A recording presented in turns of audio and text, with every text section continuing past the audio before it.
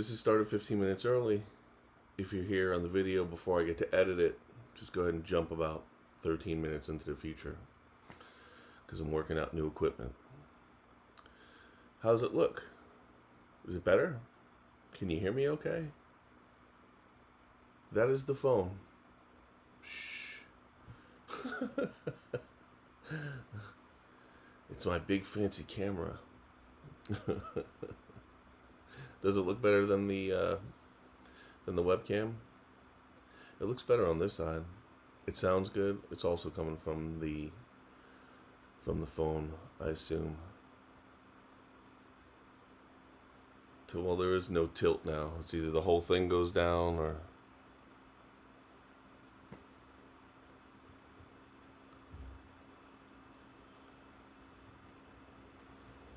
Is that better?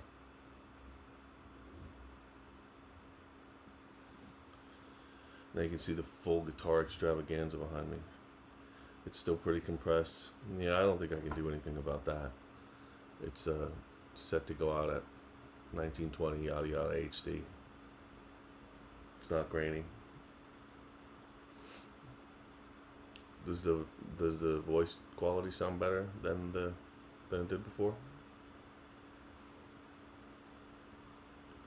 No, I blame you. It's fine. I accept.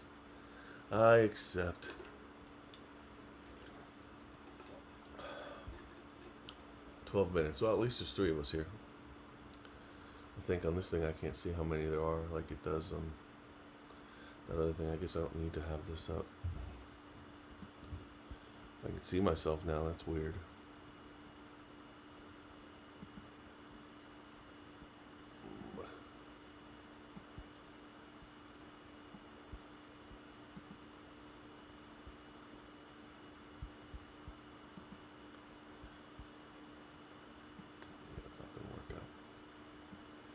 Your cup looks super orange. It is super orange. See what it says?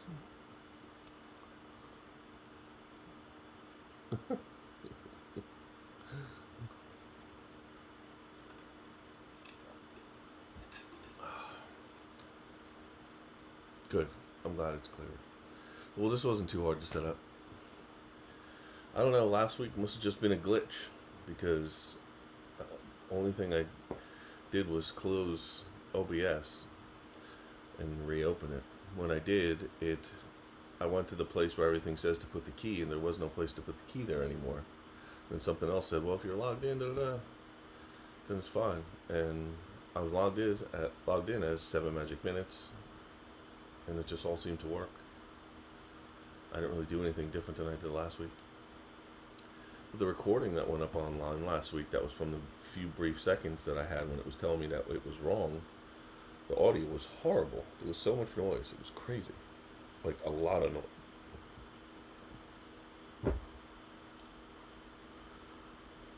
So yeah, 10 minutes. We'll go. Thanks for coming, hanging early, and helping me fix the setup. I want to change the light in here. Right? It's like a little, I don't know, choto, as they would say in Japanese. It's a little, I don't know, it's just too yellowy, bright and yellowy. It needs to be something nice and warm. I guess yellow is warm, but I don't know. What do you guys think? I gotta turn on some incense so you guys can smell how nice it is. I'm almost out of this new Japanese stuff, man. I'm gonna be sad. I gotta get more.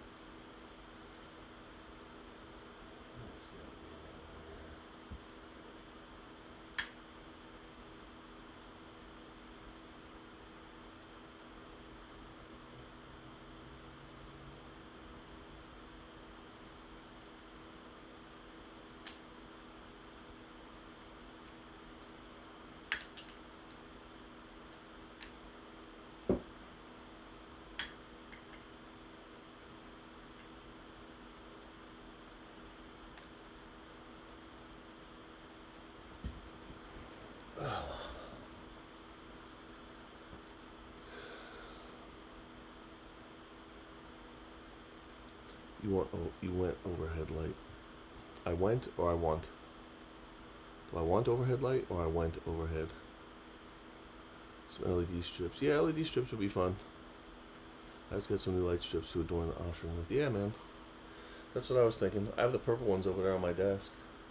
But, yeah. But I like them there, so I'll find something that works over here.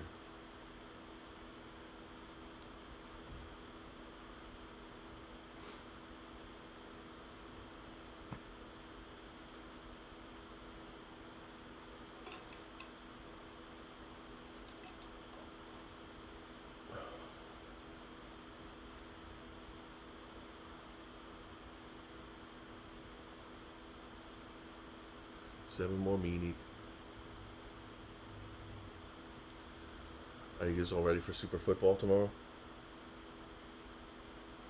Is Taylor Swift going to win the Super Bowl?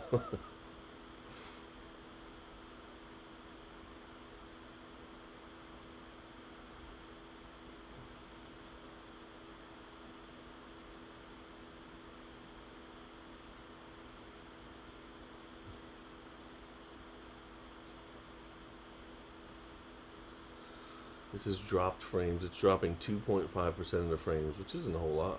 661 frames have been dropped so far. It's running at 5,940 some kilobits per second. Superb owl.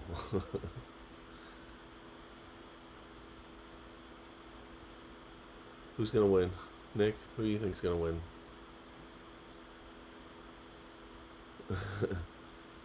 The superb owl.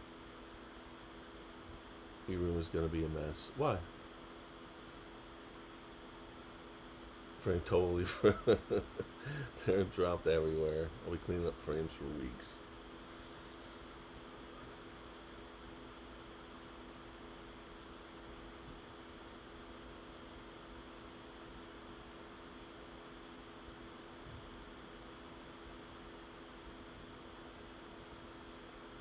Go snacks and commercials. Yay, snacks and commercials. That is the best part.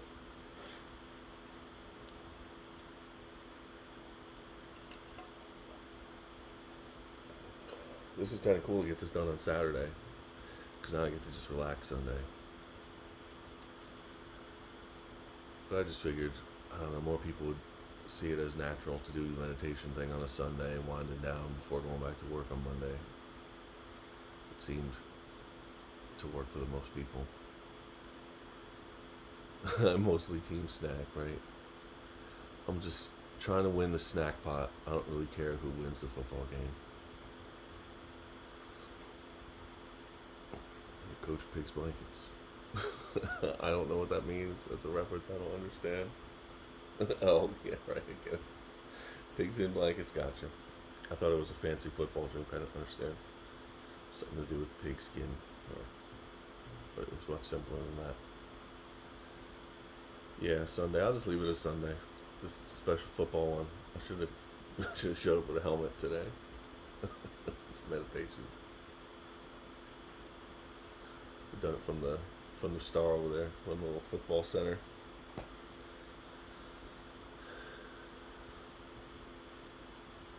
So, do you think it's even worth trying to put a good microphone in front of this situation, or does the iPhone sound good enough? I mean, it's getting munged by the internet anyway, so it's like, putting a really nice mic in front of it doesn't really seem to make all that much sense. I wish I could put one of my compressor plugins in line. That would be pretty sweet. I wonder if surely that's possible at this point, right? That'd be cool if OBS used VST plugins. This thing has a ton of features, but it's pretty easy to just get it going with the basics. And it's cool because you can set up scenes. If I wanted to show you pictures of things and stuff, I think it's pretty easy to get that to happen. I don't know how to do it yet, but it'd be cool to have little pages of the book. But is that even legal? Could you do that? I don't think you could do that. Travis Magus does it, but that's neither here nor there. But he has 130,000 people, so I don't. You do see here some staticky white noise. More than usual, like a constant waterfall. Well, that sucks. That should not be. See, I think that somehow this thing is trying to take the combination of two mics, of the mic from the laptop and the mic from the iPhone at the same time. It's showing me like two different levels, and I really would like to be able to kill one of them. Unhide all. See, look, what if I do video capture device? How about if I do this?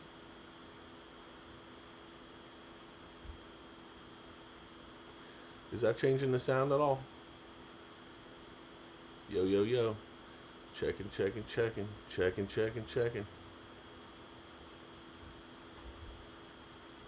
Are you still hearing the fuzz? Oh, you know what? You're probably hearing from the laptop. That's what that is, because I have the laptop right next to this thing.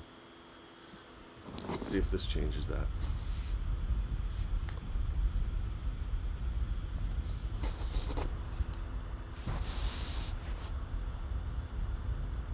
No, still fuzzy?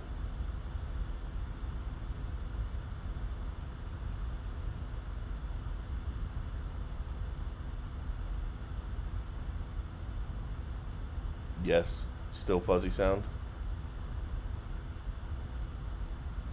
That didn't change anything moving the laptop?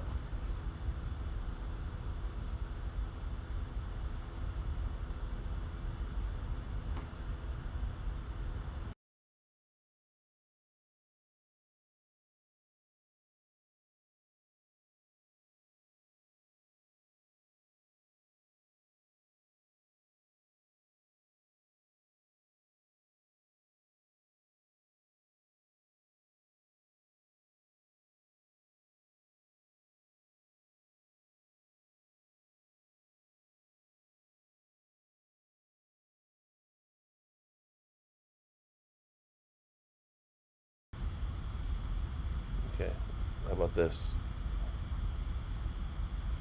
Lost all sound now. Can you hear me now? Anything?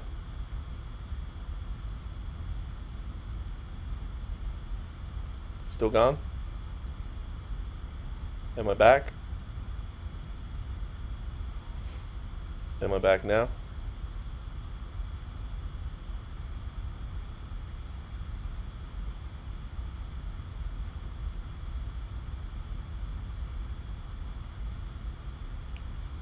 Sound back with fuzz. But rumble? Like, in addition, there's more rumble? There's definitely a hum.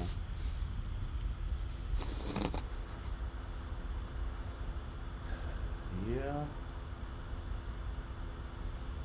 The only thing I could do.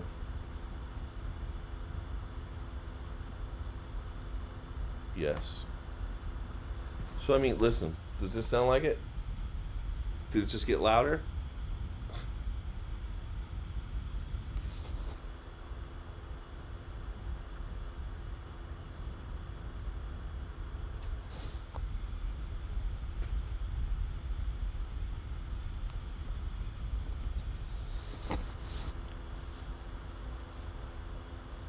That's as good as it's going to get, getting away from that laptop fan. Is that any better? Or is it the same junk? How is the phone being held? Through a little tripod. Yeah, so it is the laptop fan that you're hearing.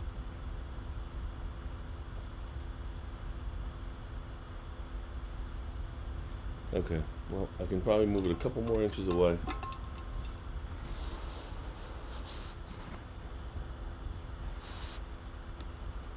How about now?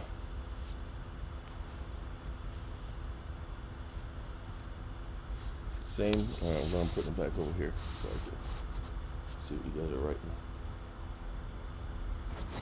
Is this a lot worse?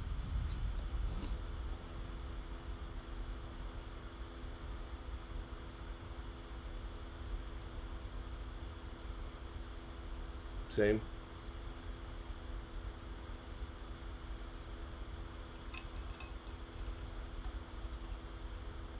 Okay, cool.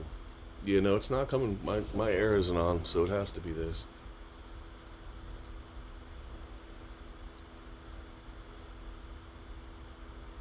It's better, but can still hear this extra noise. It's okay. That helped. All right. Well, I'll see next time if there's some kind of filter I can put on it or something. Go to the next level with that. I can hear you. Okay, cool. 602. How many people are here? Is it just you two? And you put it down and it goes back up. When I put the laptop down, it gets louder again?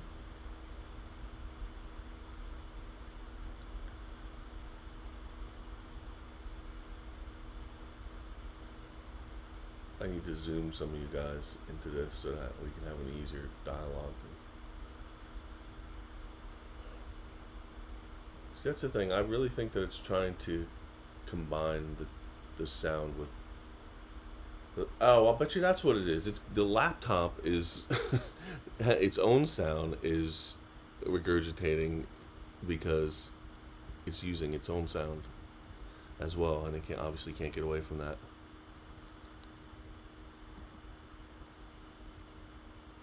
There's no. I can't. I'm really shocked that there's not a simple way to just be like, turn that one off.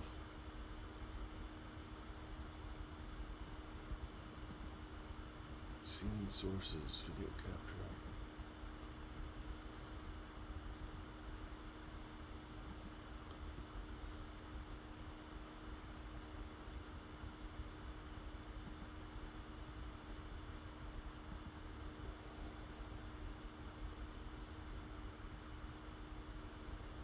So when I kill this, you can't hear me? You can't hear me anymore from that?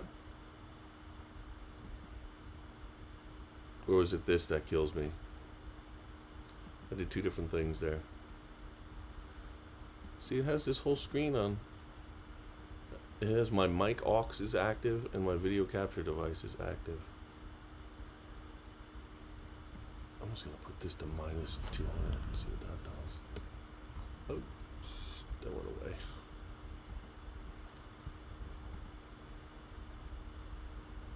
Where are we at? Anything doing anything there?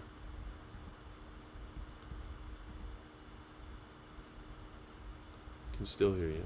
Anything with the fuzz? Is the fuzz still fuzzing? Oh, that's not right. I just did there. It's not gonna help. This may help.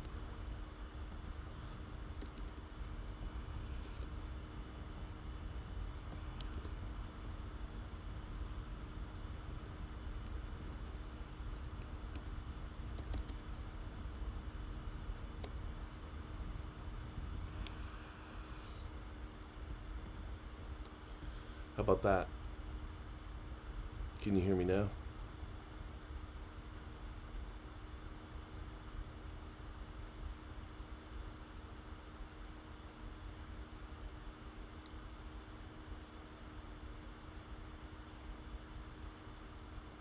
Is that any different or same thing? Or am I off? Put that back to 0. Hello, gents. Hello, Mike. How you doing, buddy? Minus 80.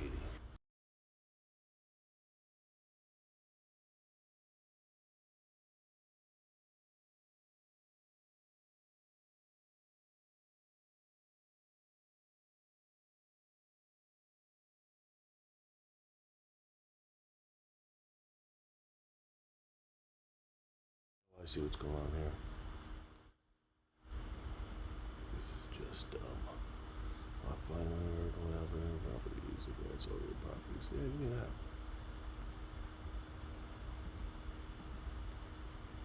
This makes no sense.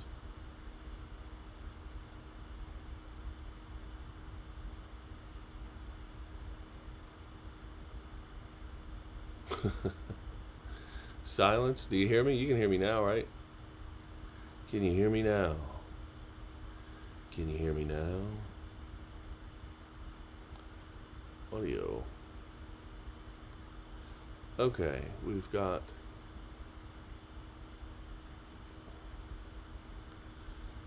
yeah, the only thing it has is mic and auxiliary audio.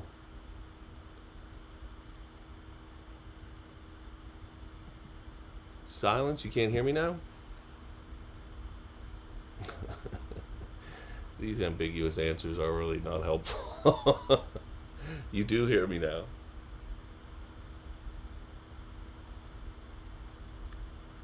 Shoot him now, shoot him now. He doesn't have to shoot him now. Shoot me now.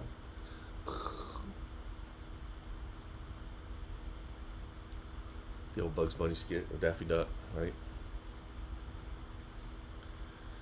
Alright, is the noise tolerable? I think we're just going to have to roll with it for today. 7 after. Got a few people here, right? It's 3 of you guys. Who is it? Is it Mike and Nick and Clark? The Jimenez brothers and Clark? Is that what we got here? I don't care. That's awesome. Let's do it. Alright. Chat lat. Yeah, probably. I imagine. With how many stages it's going through. Because I'm getting this through OBS now. I'm not getting it from YouTube directly. Alright. Welcome everybody. We're back on for Dharana Darshan. Chapter 4 this time, the psychic symbol. This chapter is loaded. It's probably worth reading a couple more times, even after we go through it. And please ask any questions. I'll try to answer them the best I can if there are any. Remember, I'm not master of this stuff. I'm just a student like you who works real hard for a long time. Alright, here we go. Psychic symbol. And also, meditation, we're going to do a slightly different thing today. I know some of you know what's up with this already, but I'm going to show you a little bit of pranayama. And it's a slightly complex technique, but it comes from the Rudrananda lineage, and it's really powerful. You just don't want it to be the only thing you do.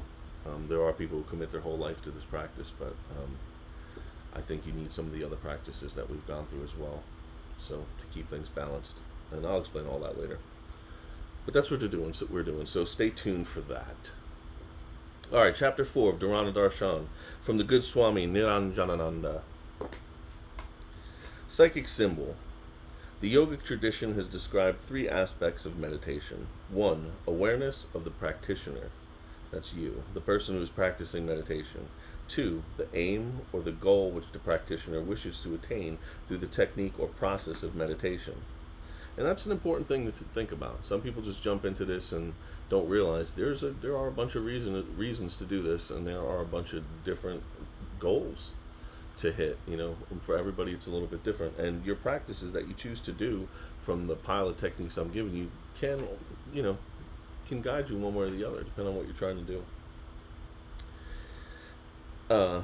3 is the process that the practitioner adopts. When all 3 become one, then the meditative experience dawns, and we lose awareness of body and mind.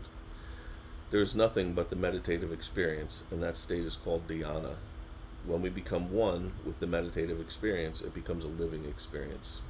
When the concept of duality no longer exists and there is only one experience, this is known as liberation of the mind. In the beginning, however, the awareness of each practitioner is different, and each aims at a different level of conscious evolution. Although the thoughts and motivations of one practitioner may seem to be similar or the same as those of another, the evolutionary level of the mind is at a different stage. The evolutionary level of the mind has to be observed through a process of self-observation. After observing oneself, one can decide which areas of the personality need be developed. Every individual is a composition of head, heart, and hands. The head represents buddhi, or the intellectual aspect of life. The heart represents the emotional or feeling aspect, the spontaneous, natural, non-rational expressions of life. The hands represent action, the drive to act, to be a participant in this world club of which we are all life members. We begin like this by integrating and harmonizing the sensory organs and the organs of action, because the mind itself is a sensory organ. The spirit is attracted to the dimension of Prakriti. So Prakriti there's Prakriti and Purusha, and Prakriti is pure consciousness, and on the other side is Purusha, this, for lack of better terms, the matrix that Purusha presses into to get a reflection of itself, and thus we wind up in this big cosmic illusion that we're in, right?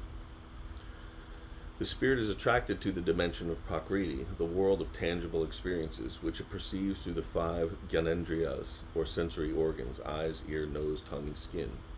The five Karmendriyas, or physical organs: hands, feet, anus, sexual organs, and speech, and through the total mind, or Mahat, which includes the faculties of Manas, the rational mind, Buddhi, the intellect, Chitta, the memory, and Ahamkara, is ego. Each of these mental faculties is also considered as a separate, subtle sense. In Pratyahara, and Pratyahara is the gradual pulling in of the attention from the senses to release the senses. In Pratyahara, there is a gradual withdrawal of externalized sensory experiences so that the dissipation and distraction does not occur. The mind must go through a gradual training process to perfect Pratyahara, which may take many years. After mastering sensory withdrawal, Dharana begins, where there is total, one-pointed concentration on the symbol, object, or process of meditation. So far, we've been using the chakra at the top of the head for this. Eventually, there must be a merging of mind with the experience of mind, a merger of the two identities, me and you, subject and object.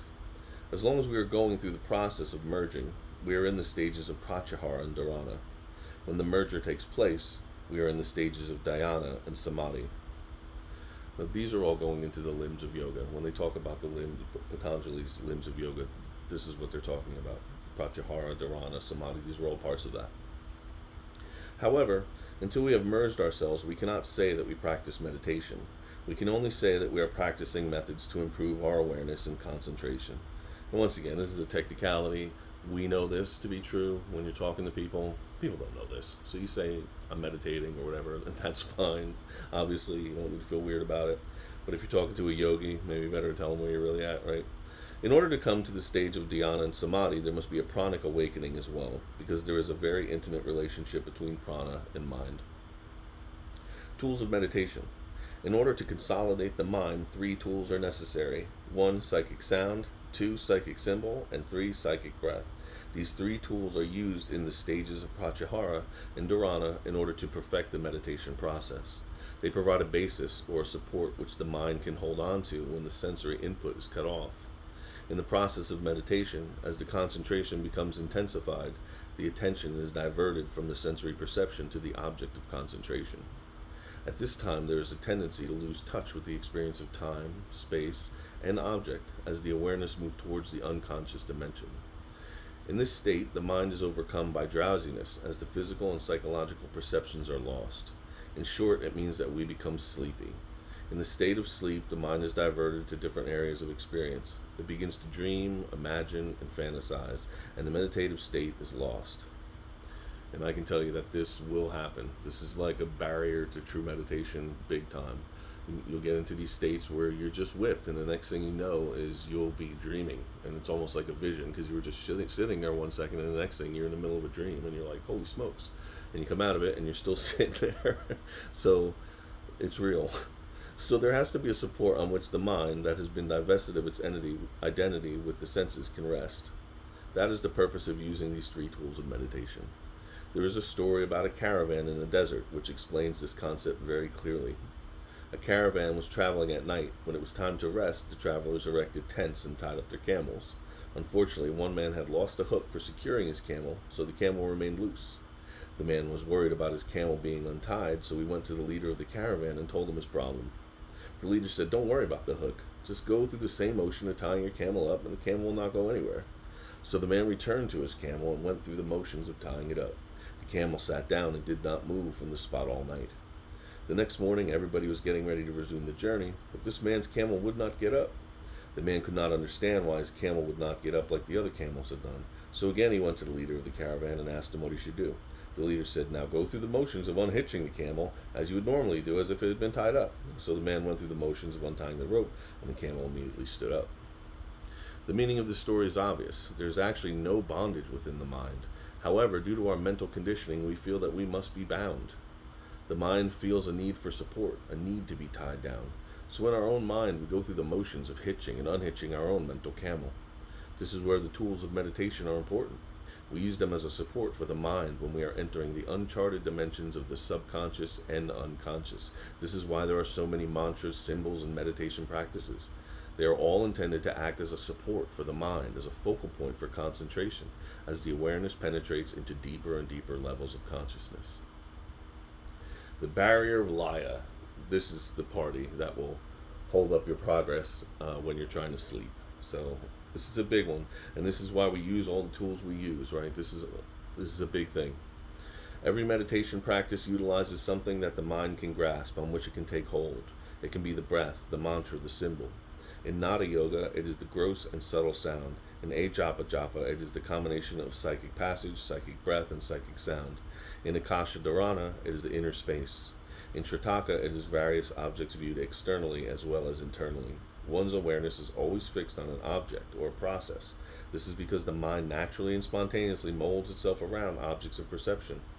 In day-to-day life, the mind does this continually with various external objects and thoughts. Without an object of perception, one lapses into a state of unconsciousness. This also applies to meditation practice. Many people sit for meditation without fixing their attention on a specific object. They merely close their eyes and allow the mind to wander here and there like a wild monkey. They either brood about their problems or fall into a state of sleep. Neither of these states is a meditative experience. We can practice like this for 100 years and gain absolutely nothing. Therefore, we should try to maintain continuous awareness of an object or whatever process the practice involves. As we progress along the path of meditation, we become more and more relaxed. The natural thing to do at this time is sleep. This is the barrier of Laya, unconsciousness, which prevents us from diving deep into our being. This barrier can only be crossed by the adoption of a symbol or method which holds the concentration. Actually, this tendency toward Laya or unconsciousness is a safety mechanism. It prevents us from delving into the deeper dimensions of the mind prematurely. The subconscious fears, neuroses, and apparitions must be confronted, but the process should take place slowly in a controlled way. The mind has to be gradually purified and harmonized over a period of time. If there is a sudden perception of a great flood of subconscious fears, then we will be overwhelmed by the negative contents of our own mind. So Laya is a protective screen which can only be crossed when the negative karma and samskaras have been exhausted. Then the symbol or the object of concentration must be utilized. Sakara and Nirakara. So just a Sanskrit tip, if you read more about any of this stuff, anytime you see nir at the beginning of a word, it means not that thing. Whatever's post that, it's just not that. Nirakara. You might recognize it from nirvana. Vana is like wind. And so nirvana is an absence of that wind. And by wind, they mean, the mind stuff constantly flowing here and there, just like wind is always blowing. The word sakara means with form, and nirakara means without form. Whether meditation should be sakara or nirakara has been the main controversy among spiritual seekers for millennia. In the Ishavasa Upanishad, it states that those who worship the unmanifest reality enter into blinding darkness. Those who worship the manifest enter even greater darkness. This verse has many meanings, but we will confine our discussion to its implications regarding Laya and symbol. In Sakara meditation, where one's awareness is fixed on a definite focal point or object, concentration takes place within the manifest dimension. That's the key point there with Sakara. In Nirakara meditation, right, guess what that's going to be? Where one does not fix the awareness at any definite focal point, concentration takes place within the unmanifest dimension. This includes those practices where the awareness is allowed to freely explore the mind and psyche while reflecting on such abstract concepts as infinity, Brahman, God, etc. How is it that both of these types of practice lead to darkness? The reason is that both Sakara and Nirakara meditation practices are means to an end. They are not the end in itself. Meditation on form can easily degenerate into mere idol worship. People have worshipped idols and deities without the slightest idea of the purpose behind their worship. The same thing can happen with a mantra, a symbol, or any other object of meditation. This symbol becomes an object of intellectual speculation rather than a means of transcendence. If I was Infinite Waters, I would repeat that. Therefore, the Upanishad states that those who worship the manifest enter into even greater darkness. The purpose of the object is to lead the awareness to that which is beyond intellectual speculation. Therefore, many people prefer to reflect upon abstract concepts. However, in this regard, the Upanishad states that those who worship the unmanifest reality enter into blinding darkness. This is because most people are not prepared for this type of meditation. In this case, meditation on such themes as infinity, Brahman, God, etc., tend to degenerate into intellectual speculations which are not based on deep experience. This leads away from the path of meditation. Nirakara meditation leads to laya, unconsciousness, and sleep. Thus, the Upanishad warns us to be careful of both Sakara and Nirakara meditation and to try and understand their purpose and place, right? First of all, there must be intense Sakara meditation practice in order to purify the mind and make it one-pointed. In the following verse, the Upanishad explains, meditation on the manifest, Sakara, brings a specific experience. Meditation on the unmanifest, Nirakara, leads to a different experience. Here, the Upanishad indicates that Sakara meditation leads to a specific level of understanding experience, while Nirakara meditation leads to a different level. Both of them are essential and must be practiced at the right time for the evolution of consciousness. Hence, the Upanishad states in the next verse, he who knows that both the manifest Sakara and the unmanifest Nirakara are really one, overcomes death through the manifest and obtains immortality through the unmanifest. The verse indicates the integration of the manifest and the unmanifest, the Sakara and the Nirakara. One should eventually see the formless in all forms and all forms in the formless. But this understanding can only come after both Sakara and Nirakara meditation have been perfected. Continuous practice of Sakara meditation will eventually lead you across the, quote, river of death, the barrier of unconsciousness. Then, having obtained this realization, one should reflect upon the formless, unmanifest Nirakara. This reflection will arise spontaneously. This is the point where one crosses over from practice into the meditative experience which is beyond intellectual understanding. That chapter is a lot of stuff, and that's a big pill to swallow, right? If it made sense. I'd recommend taking a look at it a few more times. There's a lot to think about there. There really is. There's a whole bunch. The root of it is that you have to understand what both of these things are doing to really decide which type of meditation is going to work for you at that time. And at this point in the game, it's good to just be aware that this particular problem exists, right? The big thing is that falling asleep and getting into that, and are you using the right type of meditation to keep you away from that? Because if it's no different from going to sleep at night, well, you might as well just do it at night then, right? So if you have any questions, shoot them up. Like I said, I recommend you read that chapter a few more times if you can, or watch the video again, and just think about this stuff a little bit. Think about what's really going on there. And, the other big thing is just the manifest and the unmanifest. At some point, you have to accept that that's all one thing, right? And that's the other really important point there. So there is, right and wrong, that's debatable. No matter what you're doing, you're learning. As long as you're watching what's going on with complete awareness and not just trying to check out, then you're doing the right thing and you'll be moving forward. And with the knowledge of this stuff intertwined, you'll kind of learn how to navigate a little bit better. Cool? And that's it for today's study time. Now let's get to the real work, right? All right, everybody get comfortable. A few breaths deep in. Slow, long, and deep. Find your center of balance. Yeah, you didn't need it 20 years ago, though. You need it now. That's why it came to you now. So use it. Use that sucker. And be happy you found it. Yay, Swami Niranjanananda.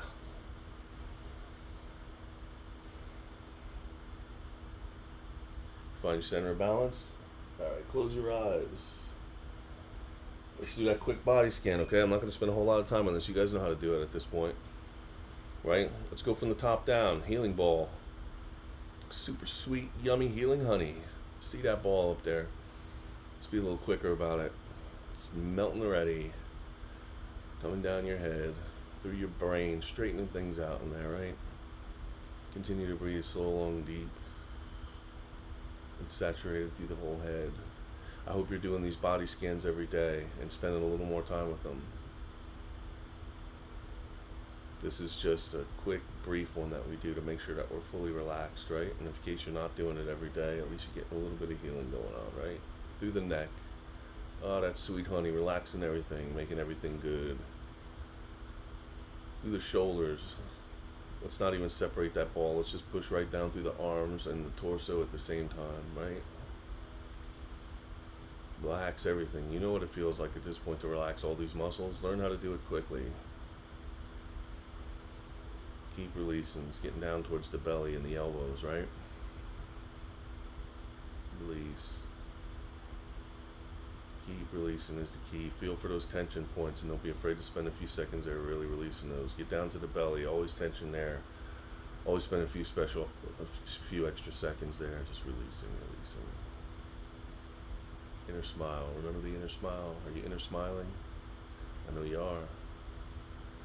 Continue to breathe so long, deep, and release as the honey passes through your midsection, down to the genitals, into the upper legs, down through the legs, through the knees, lower legs. That ball of honey's almost gone. It's almost completely saturated your body. Lower legs, ankles, heels, feet. Wiggle those suckers, relax them. Feeling nice and relaxed. Good, let's head back upwards with a chakra mala. Root chakra, Muladhara, area of the perineum. Focus there for a few seconds. Your focus is your healing. Heal. Feel into that area. Place all your attention there. On the exhale, slowly slide up to the area behind the sex chakra. About 6 inches up from where you were in the spine. Just right in front of the spine. A few deep, slow, long, deep breaths. Make sure you feel these chakras through because we're going to need them for what we're doing. Just try to feel, really feel into where it is. The best you can. That's this, like I said, this will slowly form up more and more the more you do it. Don't get too crazy about it. On the exhale, slide up another 6 inches right to the area behind the belly. Couple breaths, slow, long, deep.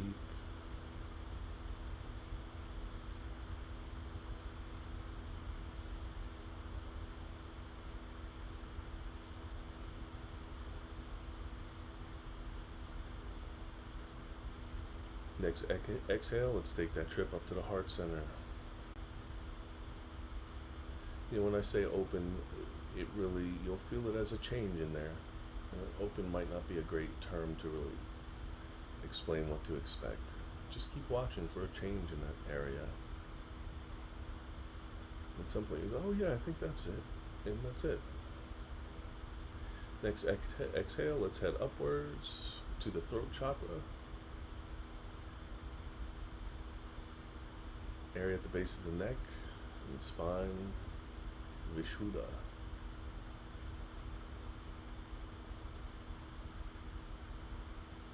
Couple breaths, slow, long, deep.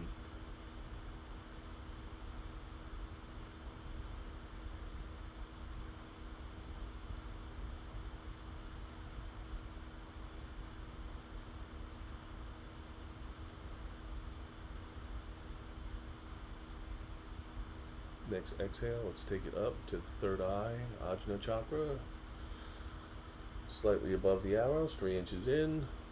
From the soft spot on top of the head, straight down where those meet. That's where we're looking to be. Don't get too stressed. This will make sense the more you do it.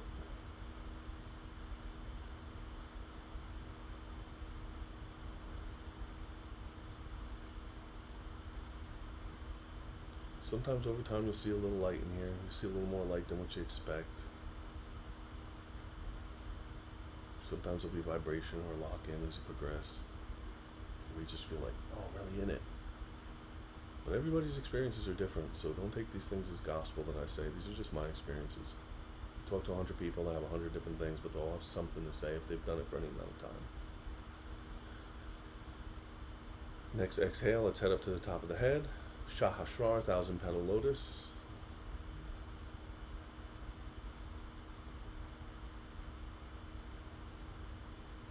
I know I promised that 7-minute meditation that I think was a better explanation of all the chakras and where they're at. That's coming soon. I'm about a little more than halfway done with it. It's taken longer than expected. Not to be throwing product placement in our meditation.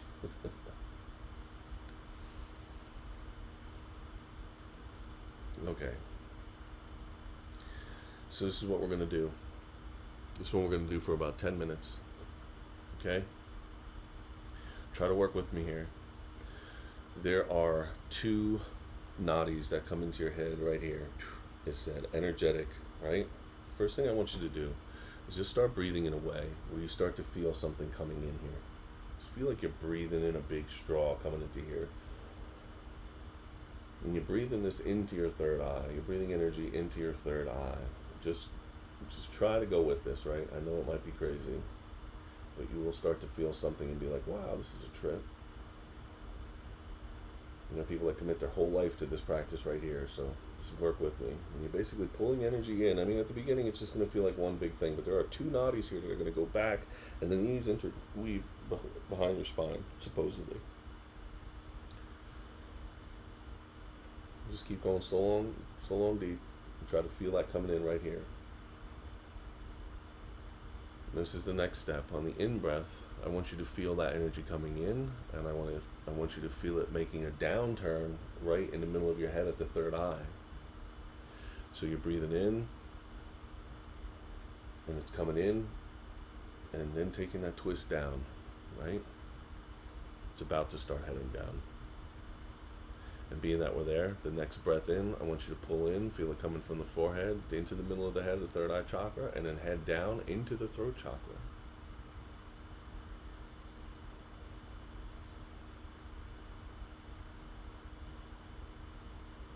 And you start to feel this like threading beads. Breathe in, front of the head, Ajna chakra, throat chakra. Ring, ding, ding. Just on the breath in, right? Now on the next breath in, I want you to feel it coming into the forehead, into the center of the head, down into the throat chakra, and then into the heart chakra.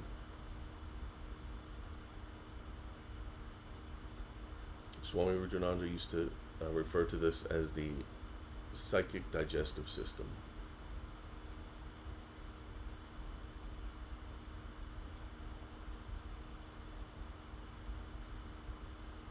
Okay, this next breath in, I want you to go in through the forehead, into the Ajna chakra, twist down into the throat chakra, heart chakra, and then into the belly. You can see what's going on here.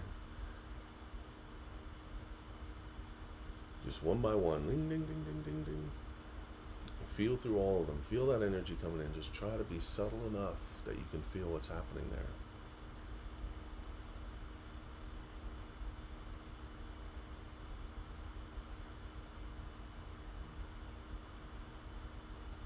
And these energetic movements are going on anyway. It's just you're starting to work with them, to help supplement them, and to become aware of them. It's not like you're making something wholly new happen here, right?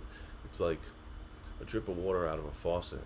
You know, it's going, but once you turn that thing on, then there's a whole different kind of flow that you get going there, right? It also turns out that the water that's coming through the whole entire system is going to be a lot more fresh, right? Next one, let's take it in through the forehead, down into the third eye, down to the throat, down to the heart, down to the belly, down to the genital chakra.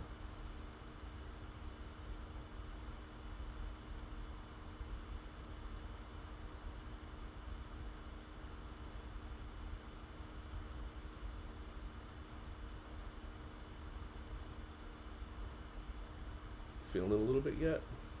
Okay. Now here's where things get interesting.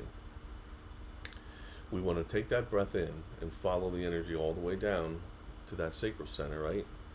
Then when we start the exhale, beginning at that chakra point right there in the front, we're going to exhale and use that chakra kind of like a fulcrum to push energy down, right?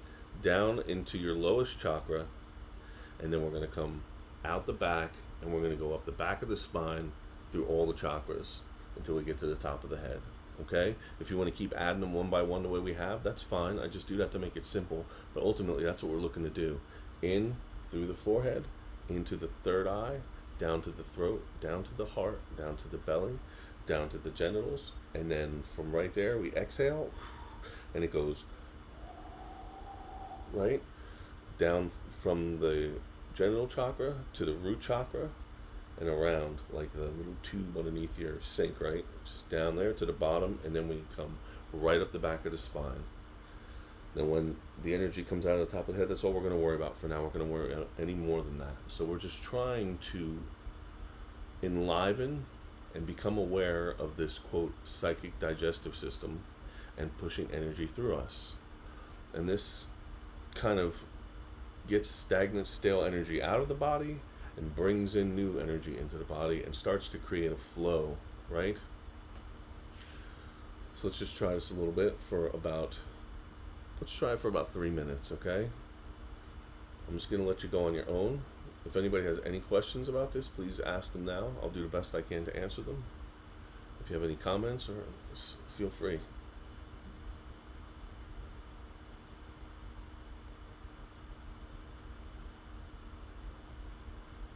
And on the exhale, you bead those chakras the same way you did before, right?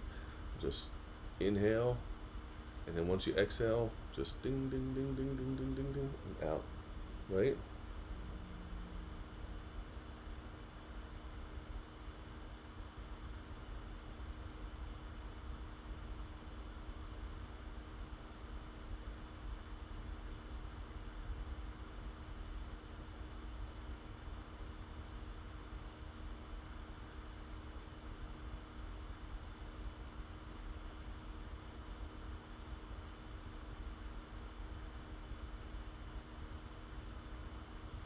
Try to really feel the connections between all those chakras. Feel energy moving. Move with it to start to feel what's happening. Move your focus with the energy through that path that we've talked about. When you start feeling energy inside of you, the most likely place that will be is in the back of your spine. When it hits the lower tip of your spine and starts heading up the back. When people talk about a Kundalini awakening, this is basically what's happening, is this energy is opening up full blast that we're just starting to get an understanding and a feeling of.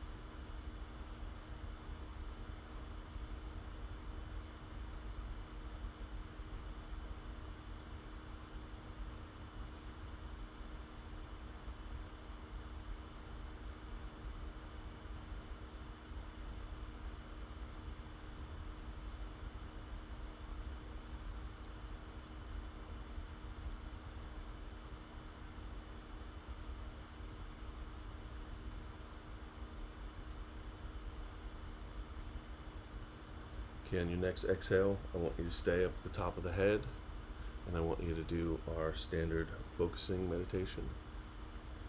We're going to hang there for about 5 minutes, okay? Just to balance out the energy and get it back together a little bit.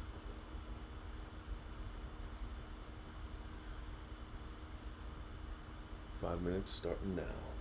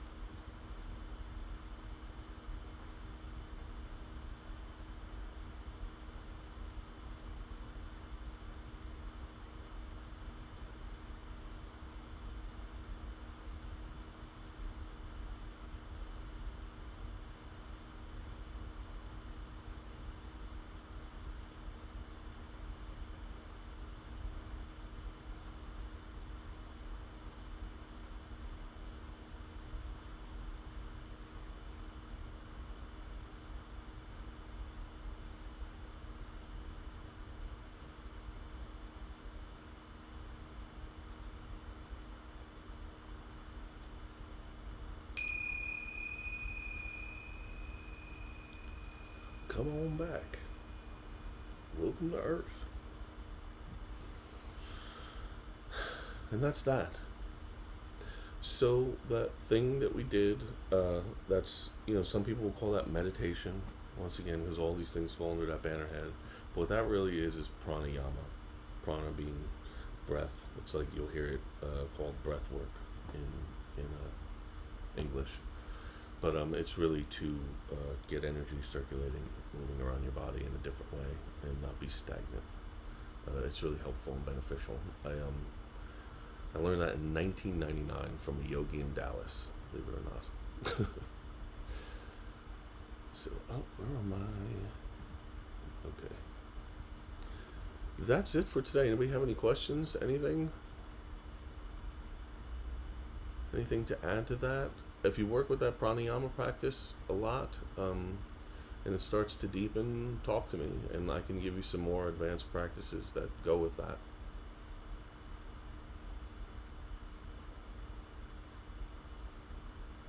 And that about wraps it for today. So try to get a little practice in every day. You guys are at that point. You've got a lot of knowledge under your belt. Just take those things, and a couple minutes a day, will really start to make a big difference, and has the possibility of roping you into a serious practice that can really be beneficial in your life.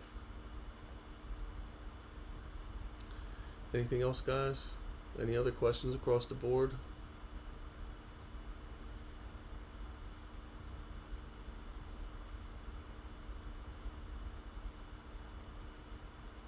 I'm going to give it a minute, because I know you guys keep telling me that there's a lot of chat lag.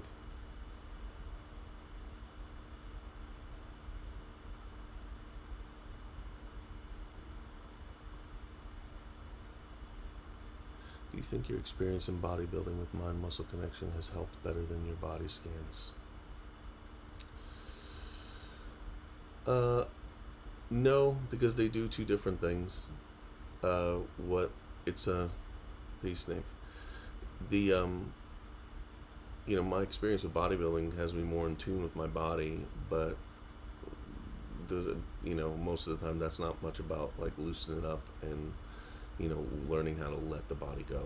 And that's really, the body scans are more about that, learning how to drop tensions and really release it. I think it helps because I'm more in tune with my body. I can tell when I have tension, right? If you haven't done a lot physically, you might not be that in tune with yourself to realize when you have a lot of tension somewhere. So it's beneficial. Certainly being in shape is really helpful in this process. When I'm in really good shape, meditations and all this energy work feels a lot different. I'm a lot more in tune with it. When I'm in terrible shape, not as much. I can still feel it, but not the way I can when I'm in good shape. So yeah, work both those angles, and that'll be the best way to move forward.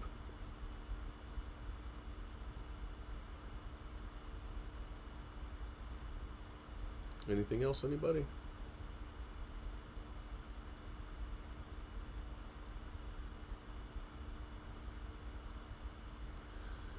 All right, guys. Well, have a good week.